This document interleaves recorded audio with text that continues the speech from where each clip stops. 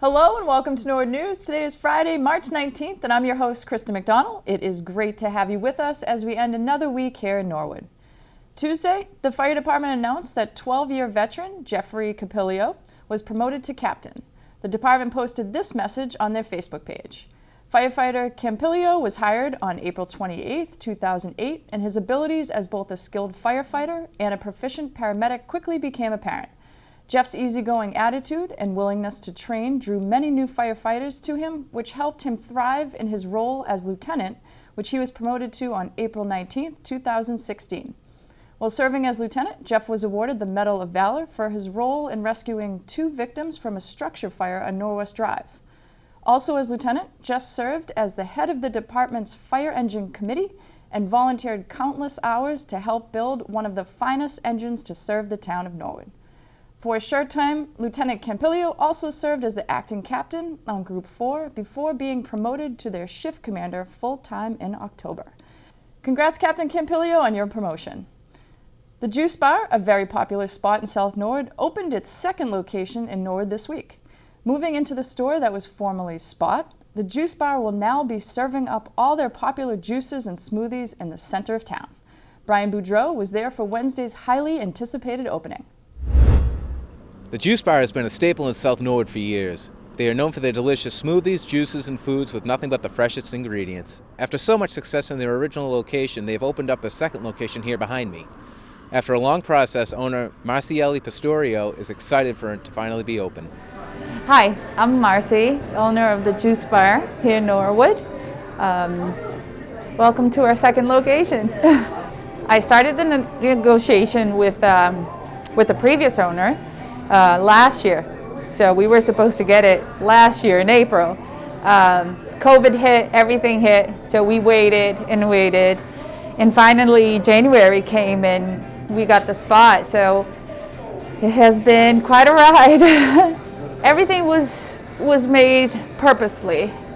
Not like the other location that we added on. This one was built out just for the Juice Bar. If you enjoyed the menu at the South Norwood location, then you're in luck, because you'll be seeing all of your favorites here at the Broadway location. So we did a little tweak on the menu. We removed a few things that wasn't really selling, but every recipe that we use in South Norwood is here. So they're going to get the same exact taste here as it was there. There was a lot of anticipation from customers, so when the doors finally opened, they were thrilled.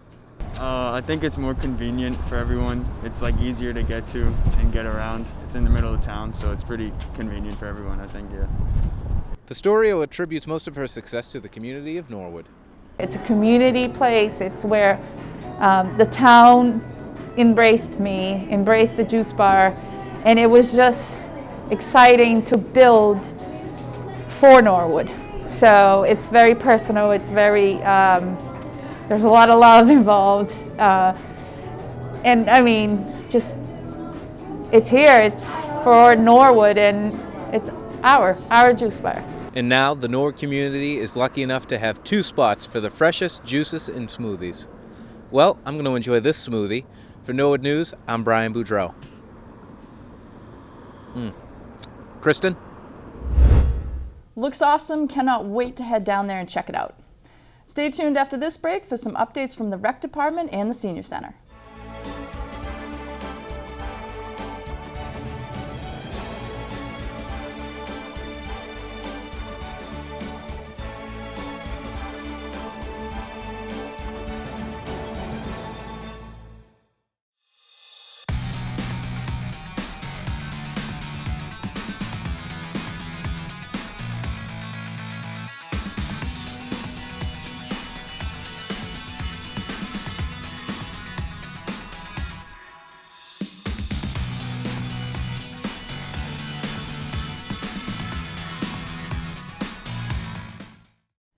Welcome back. It's hard to believe that summer is right around the corner, but that means summer camp. The Recreation Department is looking for camp counselors for the 3 locations they are running this summer. Hi Norwood, Katie Seastad here, talking about summer 2021 and camp counselors. We need a lot, like 40 camp counselors this summer. Right now, applications are available at the Civic Center, the Norwood High School Guidance Office, as well as online on MyRec and the town website. We need energetic people that look forward to having fun outside, no weekend work, and also swimming, playing games, arts and crafts. If you have any questions, you can contact the Civic Center at 781-762-0466 or email cseasted or cgrandy at norwoodma.gov. We really look forward to a wonderful summer. We hope you guys are ready to make some money. If you have any questions, please give us a call or email. And once again, March 31st is our deadline. After that, we will not be accepting any new applications for camp counselor. We strongly encourage our applicants to be 16 plus. So please, please, please fill out those applications and bring them into the Recreation Center at 165 Manhattan Street. Throughout the pandemic, there have been creative ways to celebrate different occasions and holidays. The Norwood Recreation Center isn't going to let COVID stop the Easter Bunny from coming to Norwood. Katie Seasted has more. Hi Norwood, Katie Seasted here, and I think we're going to have a visitor in the background pretty shortly, just talking about a couple events that we are doing. One, April 3rd, we're doing our Easter Bunny drive-through, a socially distant event. To have the Easter Bunny picture, you will pull up on the passenger side of your vehicle. The Easter Bunny will stand on the side so you can get your family portrait, and then you'll get your bucket of fun. So that's April 3rd at Coakley. Please pre-register for the event. And we are almost sold out, but so do that sooner rather than later. And then lastly, we have Easter Bunny visits. There's still some spots the week of the 24th and 25th. We're doing it throughout that week. If you go onto MyRec and sign up and register your family, the Easter Bunny will come to your home. Thank you so much, Norwood. We look forward to having you at one of our Easter events. And happy Easter and have a great day. Wednesday, the Senior Center was able to host its annual St. Patrick's Day Luncheon in a COVID-friendly way. The annual event that is enjoyed by so many was transformed into a grab-and-go this year because of gathering restrictions. Director of the Senior Center, Carrie McCarthy, explains how this year's event went. Today is St. Patrick's Day, so we cannot have our usual St. Patrick's Day festivities inside, so we're bringing them to you outside today, and we have 150 meals ready for the seniors to pick up and take home with them today. The Education Co-op, the Phoenix Academy, the students and the chefs have been working hard all morning, and they're actually delivering the meals for us today too. They're bringing some other students in, and they're out delivering our meals to the people who need it delivered. The seniors were also treated to a bit of entertainment when they picked up their lunches. Newly appointed Norfolk Sheriff Patrick McDermott was in attendance to sing some Irish music. And today being St. Patrick's Day, we're here in Norwood. We're serving, I don't know how many meals today, but we're serving a bunch of St. Patrick's Day meals, a little snack, a little sweets, and the Sheriff's Office, we're providing some entertainment here today, and I'm doing a few songs. So these drive-bys are a great opportunity for seniors to come out and actually enjoy a little bit of what life has to offer, and there's no greater day in the world than St. Patrick's Day to come out. It's this coming of spring, it's great music, it's great fun, and camaraderie with everybody, so it's fun time had by all. Great work as always by the staff at the Senior Center for continuing to put on fun events for the seniors. And now we're going to toss it over to Juliana O'Neill to find out what is happening this week around the Norwood School District. Hi guys, I'm Juliana O'Neill, and let's take a look at some activities happening in our Norwood schools this week. At Norwood High School, there was music performed on stage for the first time in over a year. The Celtic Strings performed a short set to celebrate St. Patrick's Day, and for senior Victor Green, it was a good feeling.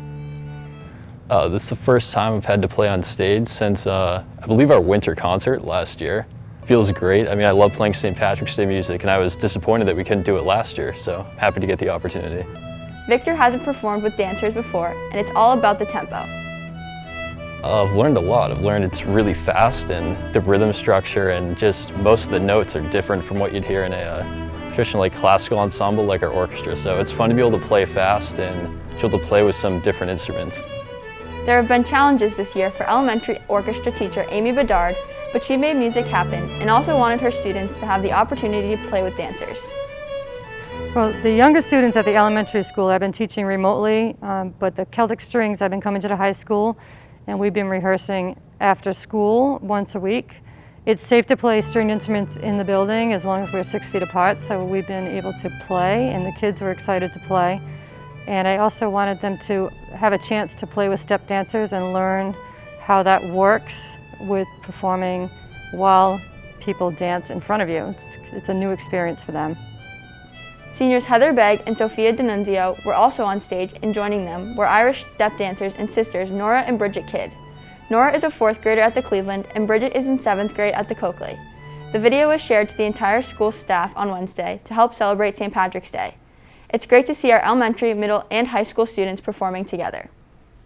At the Coakley School, here's a reminder on how to stay up to date on activities. You can check out Principal Dr. Margot Frazik's weekly newsletter, The Mustang Minute, and also follow her on Twitter. This recent tweet highlights grade 7 remote students projects on the solar system and explains that letting kids choose how to demonstrate their knowledge leads to greater engagement and success. The Callahan School ended their Literature Spirit celebration with Nonfiction Day and Favorite Book Character Day. The creativity demonstrated by the students was incredible. Nonfiction t-shirts included tigers, space, and an FBI outfit. When it comes to book characters, the possibilities are endless, including wizards from Hogwarts, Pippi Longstocking, and even a group of 4th grade students who got together to represent the characters from the Babysitters Club series. Mrs. Brown joined the celebration by wearing a manatee costume and dressing as Arthur. This week, there was an interesting field trip at the Cleveland School. The Celtic Bells combined music, poems, and storytelling to present the history of the Irish immigration experience in Boston. The PTO-sponsored event also enabled 5th grader students to participate in a live Q&A session with the mother and son duo. And Cleveland school teachers received a surprise visit from the ice cream truck last Friday after school. The very well-received dessert event was organized by the PTO in appreciation of the staff as we marked the 1-year anniversary of the pandemic. There's March Madness at the Oldham School. Every 2 days, classes share 2 books and vote on which one they like better. The book that gets the most votes moves along in the bracket. All books are based around diversity and basketball. The Oldham started with 16 books, and they will end with one big winner. At the Prescott School, grades 1 through 5 of the Remote Learning Academy hosted author and illustrator David Bidricki this week for the first virtual assembly. The event, organized by Julie Barbarisa and funded by the Norwood Cultural Council and the Bach Fund, was an engaging opportunity for students to meet a published author and illustrator. David spoke to the kids on how he gets his ideas and how the publishing process takes a lot of revisions and editing. He demonstrated how he illustrates his books using computer software and even showed students how to layer different animals onto a page and create reflections and contrasts of color. The 2nd graders even got to see their librarian, Miss Miller, featured in one of his illustrations. You can find out more by visiting davidbrizricki.com. We thank the Norwood Cultural Council and the Bach Fund for supporting this amazing program. At the Willett School in Mrs. McLean's and Mrs. Riley's classrooms this week, the students worked on their CVC words, consonant, vowel, consonant, and had to determine if they were real words or silly words. First, the students had to decipher the letters, and then they used a highlighter, green for real words and orange for silly words, to categorize which went into each category.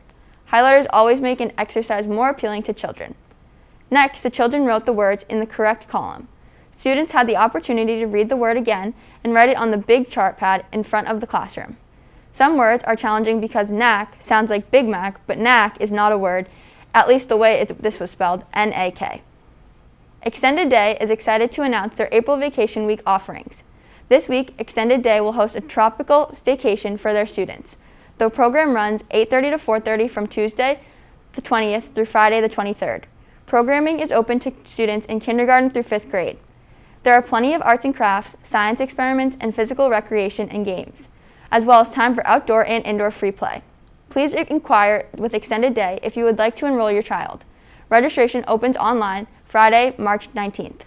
The tropical theme is sure to be a splash. Well, that's it for the school news. There is something interesting happening in our classrooms and schools every day, and thanks to all the educators who share their news with us. Now let's go to Brian Dunn with the latest sports news. Hello and welcome into the sports update for this week. My name is Brian Dunn and we continue our Fall 2 coverage with another slate of volleyball action. This time, the Holliston Panthers come into town for a set of 3 competitive games. The freshman squad, who were able to force a 3rd set against Medfield just a few days prior, unfortunately could not keep the same rhythm as they fall to Holliston in straight sets. The KV squad, looking to dig themselves out of an early 1-0 hole, pushed the Panthers to the brink in a decisive 2nd set, as a comeback in the middle stage is set up for a competitive finish. But in the end, Holliston held on and secured a straight set victory. Great job by Norwood. Our final match of the evening was a highlight-worthy tilt of two strong varsity programs. It took the entire 5 sets to declare a winner, as Norwood fired off 2 straight set victories to take a 2-1 series lead.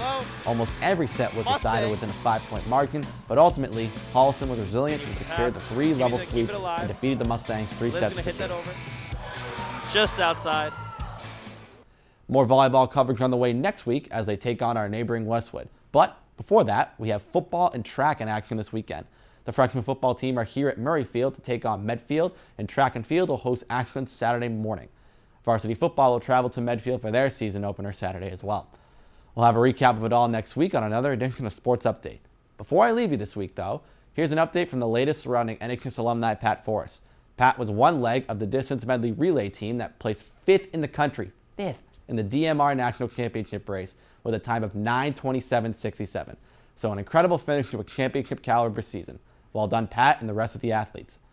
And that's all for sports this week. As mentioned, stay tuned for next week's recap of football and track coverage. Talk to you soon. Kristen, back to you. Thanks, Brian. In government on Monday night, the Sustainability Commission opened their meeting by welcoming the newest member of the board, Heather Owens. The board then got to work editing major points of the Sustainability Action Plan. The meeting ended with a discussion of the rain barrel distribution program and how they can be viewed and purchased on the Norwood DPW website. Their next meeting will be Monday, April 26th. The main topic of discussion at Tuesday night's Board of Selectmen meeting focused on a public hearing with UAV LLC regarding the installation of barriers and measures they have taken to protect public safety. The hearing consumed most of the 2-hour meeting with input from several town officials, town council, and legal representation for MS Walker, whose property is directly next to UAV. Yes, thank you, Mr. Chairman. Yes, in my letter to the Zoning Board of Appeals, November of 2020, one of my requests was fall protection provided at the top of the wall, because it's a very substantial drop-off there. And it's the property was earth excavation going on, so it's not a secure slope as far as loom and seed and trees. So I felt it was a dangerous situation. So recommended a fence be provided along the top of the wall area, and also to remove it from the encroachment on the property at 975 University Ave. The site is secure. There has been considerable activity by trespassers on the abutting property over the years, but we have not had that problem even before there was a fence there. Now there's a fence there. The trespassers cannot get into the site. The purpose of this hearing is public safety, and with due respect to Mr. Ryan, who I've worked with on other things previously, I have his memo, and this is the first time we've heard of a fence. In effect, it sounds like at the top of the excavation wall. That did not come up in that much specificity in the zoning board hearings. It's not required under the zoning board special permit. If it's a request now, I understand, and I can certainly bring it back to my client. We can talk about it. At the end of the hearing, Chairman Plasko brought it to a vote. That's beyond our jurisdiction. That's something for you to work out. But while you're working that out, you're still willing to have Mr. Fabrice finish his work, get the final instead of a draft, and to have a peer review of that work. Yes, we are. Thank you. And that's our motion. All in favor? Aye. Opposed? Unanimous. Thank you, and thank you all for your input and cooperation. We do appreciate it. The Board of Selectmen will meet virtually on March 23rd at 6 p.m. Also Tuesday night, the Trails Committee welcomed Conservation Agent Holly Jones to talk about how the Trails and Conservation Committees can work together on future projects. Committee member Craig Austin gave a presentation about the Neponset River Watershed Water Quality Summary for the year 2020. Following the presentation, the committee discussed future events, walks, and trail updates. The next Trails Advisory Committee meeting will be April 13th. The Airport Commission was the first meeting of Wednesday. The board approved a payment request that involved post-construction monitoring to Du Bois & King, and Russ McGuire gave his airport manager's update. Boston Executive Helicopter was issued a 30-day notice regarding a late rental fee, and a letter will be sent to BEH on behalf of the Commission. Thank you, Attorney. It's great advice, and you're absolutely right. So the motion by Mr. Sheehan would be a letter to BEHCC flight level regarding the use of premise, Section 4, and also discussion about the unanimous vote to allow an easement on the west apron for flight level's fueling operations. So there's a motion. Is there a second? Second. And motion made and seconded. Mr. Sheehan? Yes. Mr. Corcoran? Yes. Mr. Ryan votes yes. The board went into executive session shortly after and will reconvene in a few weeks. Wednesday night, the Conservation Commission had 2 public hearings, the first of which was the town of Westwood requesting the planting of trees and shrubs within a 50 to 100 buffer zone of a wetland. After a brief discussion, the Commission approved the request. The second public hearing was a notice of intent for 64 Puritan Place for a request to build a single-family home on the buffer zone of a vegetated wetland. After a long discussion, the Commission voted to continue the hearing until their next meeting. The Commission ended with the Wetlands Update and the Conservation Commission business. The next meeting will be April 7th. On Thursday night, the Coakley Community Forum held a meeting to discuss information about building a new middle school. Norwood has become a popular place to live in the past few years, which is causing overcrowding in the elementary schools, which in turn leads to overcrowding at the middle school. There was a lot of project information discussed. Next forum will be tentatively April 29th and then again in May. The project website is www.newcmsproject.org. For complete government coverage, tune into the NCM Government Channel or watch on demand at norwoodcommunitymedia.org. Stay tuned after this break for more town news.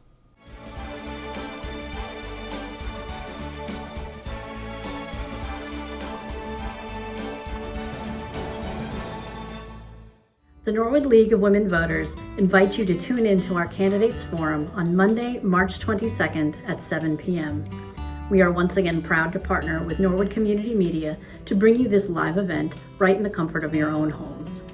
The question and answer portion will feature the contested municipal office races, one-year library trustee seat, planning board, and school committee. Our uncontested municipal races will be featured in a video reel directly following the program. Questions for the library, planning board, or school committee candidates can be submitted to our email address, lwvnorwoodma@gmail.com, up through Saturday, March 20th. We hope you tune into the forum to learn about the offices on the April 5th municipal ballot. Thank you, and remember, voting matters, and your vote matters most of all. Welcome back. Next on our Project Takeout Tour, NCM traveled down to Savin Ave to visit Miggy McGowan at the Colonial House Restaurant. Located at 33 Savin Ave, the Colonial House Restaurant has been Norwood's quintessential neighborhood restaurant for over 18 years. Owner Rick McGowan and his staff serve up all the New England classics with that hometown feel. We've been down here. I bought the place with my friend Mike Roof 18 years ago, so we've been in business for 18 years. Yeah, on the weekends we offer prime rib that a lot of people love. Yeah, they all love our French dip sandwich. We sell a lot of that. Chicken parm, a lot of people like our chicken parm. And we have a chicken pecan salad that everybody loves also. As you enter the restaurant, you will immediately notice the plaques and pictures of old Norwood sports memories. It was an idea that was started by the previous owner, but McGowan personalized it when he purchased the place. Yeah, Paul Angelo owned this place, back in '69 Paul bought it. I started working for him in 1970. He did a great job down here. And what he did was he hosted a lot of parties for all the sports kids. So they used to come down, give them plaques, and the 2 pictures over there, my friend Peter Brown and Mikey Martin brought it down for me. And it was when they won the 1972 state championship. They went undefeated that year. A good friend of mine, Billy Pieri, was the goalie, and I gotta say, he only lost 1 game, and that was his junior year to the state finals against Islington, but they come back and beat them, and then they beat St. John's for the championship. As with many restaurants, COVID had a huge impact on business, but the Colonial House adapted as best as they could. Yeah, the business, we thought it was gonna last 3 weeks, and obviously it didn't, so we started doing the takeout. The community has been unbelievable here. They've been supporting us, and they're taking care of the the girls that come in, you know, the girls that are, you know, they're tipping them well, and they're complimenting all the kids in the kitchen. So, I mean, the community in Norwood is unbelievable. So it has affected us a little, but it's starting to come back now, you know. The restaurant is still operating with some new hours, but hopes to go back to their original times in the near future. We're closed on Mondays now. We used to be open 7 days a week, but Monday was slow, so we close on Monday. Hopefully we'll be opening soon. We're gonna hopefully start the outside dining, but we are open on Tuesday through Sunday, like 4 to around 9 o'clock. We close the kitchen down. We also do online ordering now, and we take online reservations. To make that online order or reservation or to check out their menu, go to www.colonialhousenorwood.com or follow them on Facebook at Colonial House Savin Ave. To be featured on Project Takeout or NCM's Living Local series, please email Megan at norwoodcommunitymedia.org or call our office at 781-551-0338. Norwood is inching closer to the big year-long 150th birthday celebration. From January 1st to December 31st of 2022, there will be tons of fun events and activities to celebrate this milestone year. Residents have the opportunity to be a part of this history by purchasing space in Norwood's birthday book. For more on this, we go to Jerry Miller. So what we've done is we sort of followed the format of the Last Hurrah. We had 2 books we did celebrating the Last Hurrah. One was the history of the town, of the school. The other one was those people who wanted to wish, you know, put their names in a book saying, you know, I support the, you know, the new school, the whole concept. So we're sort of following that, but we're going to call them birthday books. The Maloof family would have a picture in front of their door saying, "Happy birthday, Town of Norwood." Or if a business could be Poirier Appliances, "Happy birthday, Town of Norwood." And there's different levels of pictures, the size. Obviously, if you have a full page, it costs, you know, a little more than if you have a quarter of a page. But again, this is a means of saying, you know, help celebrating the town. I have Patty Fanning's going to be doing the narrative in these books. I got Vic Babel, Ernie Patrickowski, and Deb Reddick are going to be doing reforming all the pictures. We've got a great team of people that are working hard to provide, you know, the wherefore for all to provide these services for the year, to have a great program that everybody's going to be enjoying. We're going to try to touch every interest, every group in town, and if you have something you'd like to want to do, please contact us. And if you'd like to have a picture in the book, please contact me again. Well, that's all for Norwood News. To stay up to date with Norwood Community Media, follow us on Facebook, Twitter, and Instagram. As always, thank you so much for watching. We'll be back next week, and until then, have a great weekend. We will leave you with some music from the high school Celtic Strings.